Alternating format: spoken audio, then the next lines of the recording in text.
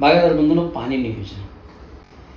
नमस्कार द्राक्ष बाजार बंधूंनो, मी विजय कुमार तासगाव यश ॲग्रोला पुन्हा एकदा आपल्या सगळ्यांचं कमीत कमी खर्चात दर्जेदार उत्पादनासाठी जो संवाद आहे त्या संवादात आपल्या सगळ्यांचं स्वागत करतो. बागायतदार बंधूंनो, पाणी नियोजन अत्यंत महत्त्वाची गोष्ट आहे.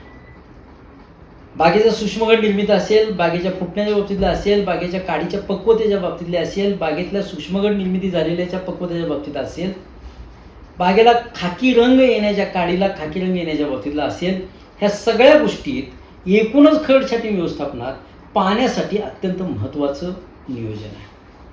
पाणी नियोजन रोगकिडीपेक्षा जास्त महत्त्वाचं आहे. बघा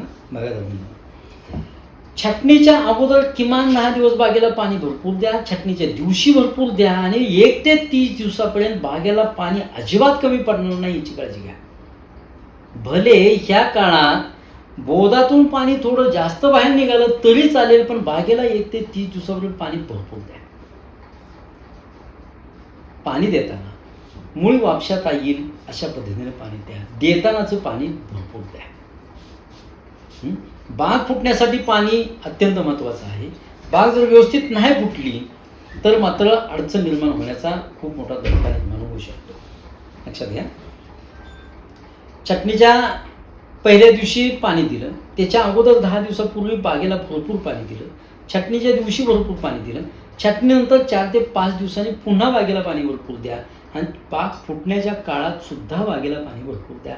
पाणी पहिल्या 30 दिवसापर्यंत भरपूर लागतं एवढंच सांगण्याचा त्यातला मतितार्थ आहे.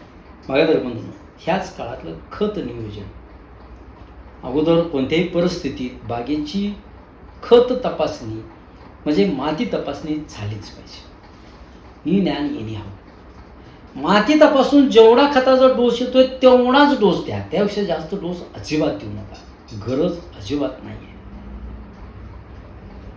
आपल्या जमिनीत फॉस्फरस आहे, आपल्या जमिनीत पोटॅश आहे, आपल्या जमिनीत वेगवेगळे मायक्रोन्यूट्रिएंट्स आहे, त्याचा यूज करून घेऊया. असतील तर त्या सोल्युबल होण्यासाठी आपल्याला त्या बॅक्टेरिया फक्त देण्याचा प्रयत्न करूया.